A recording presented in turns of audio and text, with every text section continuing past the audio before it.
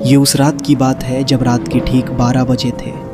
बाहर मूसलाधार बारिश हो रही थी और बिजली की कड़कड़ाहट से पूरा कमरा गूंज रहा था।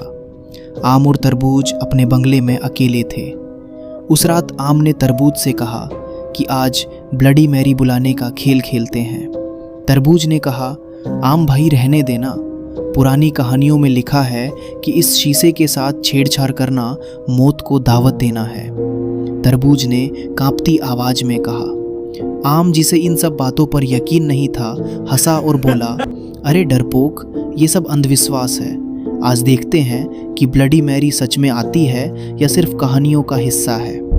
आम ने तरबूज का हाथ खींचकर बाथरूम के हुए बाथरूम में ले जाता है और धुंधले शीशे के सामने खड़ा कर दिया। पूरे घर की लाइट जा चुकी थी। सिर्फ मोमबत्ती की पीली रोशनी उन दोनों के चेहरों पर खौफनाक परछाइयां बना रही थी।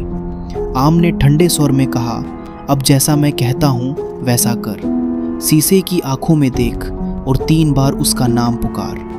दोनों ने एक साथ बोलना शुरू किया, ब्लडी मैरी। कमरे का तापमान अचानक गिर गया। Bloody Mary.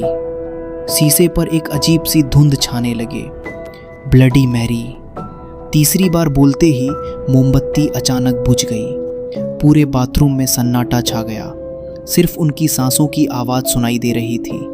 आम ने माचिस जलाई और जैसे ही मोमबत्ती दोबारा जली, तरबूज की चीख निकल गई। शीशे में उनकी अपनी परछाई के पीछे एक और साया खड़ा था। एक औरत जिसके सफ़ेद कपड़े खून से लथपथ थे और उसके बाल चेहरे पर बिखरे हुए थे। उसकी आंखें नहीं थी, बस 2 खाली गहरे गड्ढे थे जिनसे काला खून बह रहा था। आम ने डर के मारे पीछे मुड़कर देखा, लेकिन पीछे कोई नहीं था। पर जब उसने वापस शीशे में देखा तो वो औरत अब उनके और करीब आ चुकी थी। उसने अपना लंबा सड़ा हुआ हाथ शीशे के अंदर से बाहर निकाला। ऐसा लग रहा था जैसे शीशा कोई ठोस कांच नहीं बल्कि पानी की सतह हो।